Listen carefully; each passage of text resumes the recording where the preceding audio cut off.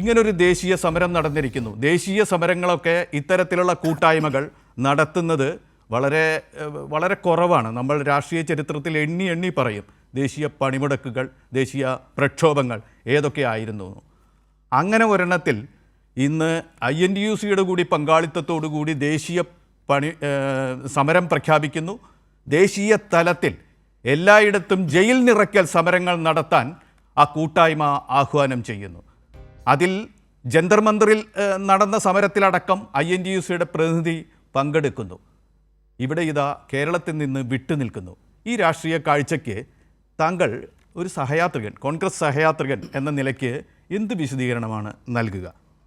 നോക്കൂ, കേന്ദ്രത്തിലെ കഴിഞ്ഞ 12 വർഷമായുള്ള മോദി സർക്കാരിൻ്റെ ജനവിരുദ്ധമായ നയങ്ങൾക്കും സാമ്പത്തിക നയങ്ങൾക്കുമെതിരെ ശക്തമായ പ്രക്ഷോഭം നയിക്കുന്ന ഇന്ത്യയിലെ ഏറ്റവും വലിയ പ്രധാനപ്പെട്ട രാഷ്ട്രീയ കക്ഷി ആണ് ഇന്റർനാഷണൽ കോൺഗ്രസ്.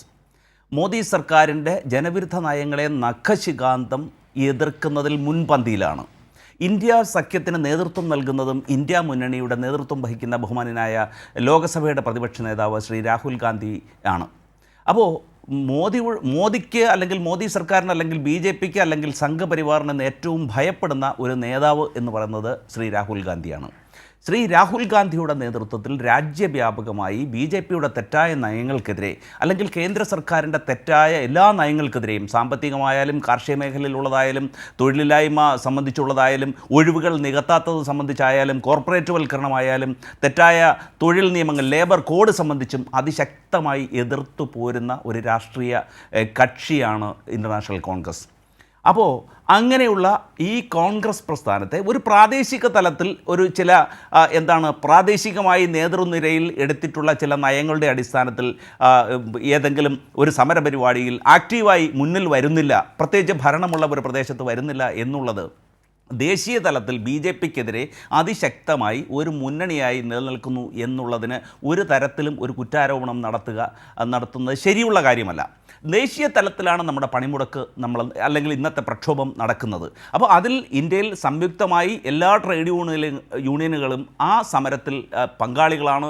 അത് ദേശീയ നേതൃത്വത്തെ ബോധ്യപ്പെടുത്തുന്നതിന് വേണ്ടി അല്ലെങ്കിൽ മോദി സർക്കാരിനെ ബോധ്യപ്പെടുത്തുന്നതിന് വേണ്ടിയാണ് ഈ സമരപരിപാടി അരങ്ങേറുന്നത്. നമ്മുടെ ഈ സംസ്ഥാനത്ത് കേരളത്തിലെ സംബന്ധിച്ച് തൊഴിലാളികളുടെ താല്പര്യങ്ങൾ സംരക്ഷിക്കുന്നതിന് വേണ്ടിയും അവർ ഉന്നയിക്കുന്ന ആവശ്യങ്ങൾ പരമാവധി പരിഹരിക്കുന്നതിന് വേണ്ടിയും ഒരു പുതിയ സർക്കാർ അധികാരം ഏറ്റെടുത്തിരിക്കുന്നു. 2 മാസം മാത്രമേ ആയിട്ടുമുള്ളൂ. അപ്പോൾ ആ ഒരു സാഹചര്യത്തിൽ കേരളത്തിൽ അങ്ങനെ പ്രത്യേകമായിട്ട് ഒരു സമരപരിപാടി സംഘടിപ്പിക്കേണ്ടതിൻ്റെ ആവശ്യം എനിക്ക് തോന്നുന്നു CITയെ സംബന്ധിച്ചുണ്ടാകുന്നതായി അവരുടെ നേതൃത്വം കണക്കാക്കുന്നില്ലായിരിക്കാം ഒരുപക്ഷെ. ഇത് ഒരു കാര്യം നമ്മൾ മനസ്സിലാക്കണം. ഇവിടെ ഇടതുപക്ഷ പ്രസ്ഥാനത്തിൽ കേരളത്തിലുള്ള CPM ആയാലും CPIയും ഒക്കെ ഇന്ത്യ മുന്നണിയിലെ കോൺഗ്രസിനോടൊപ്പം ചേർന്ന് നിന്ന് ദേശീയ തലത്തിൽ സംഘപരിവാർ സംഘടനകൾക്കെതിരെ പ്രതിഷേധിക്കുന്ന സംഘടനകളാണ്. പ്രാദേശിക തലത്തിൽ അവരുടെ ചില നയങ്ങളുടെ ഭാഗമായി ഒരു പ്രക്ഷോഭത്തിൽ പങ്കെടുക്കുന്നില്ല എന്നു കരുതി അതിനെ CITUവിനെയോ അല്ലെങ്കിൽ കേരളത്തിലെ ട്രേഡ് യൂണിയനുകളുടെ നേതൃത്വത്തെയോ ഏതെങ്കിലും തരത്തിൽ കുറ്റം ആരോപിക്കുക ശരിയുള്ള ഒരു കാര്യമായി എനിക്ക് തോന്നുന്നില്ല. അതെ, INTUC ആയിരുന്നു അത്. കോൺഗ്രസിൻ്റെ ആ കാര്യത്തിൽ ഉള്ളൊരു നിലപാടാണ്. ദേശീയ തലത്തിൽ ഉറച്ചു നിൽക്കുന്നുണ്ട്, ദേശീയ സമരത്തിൽ പങ്കെടുത്തിട്ടുമുണ്ട്.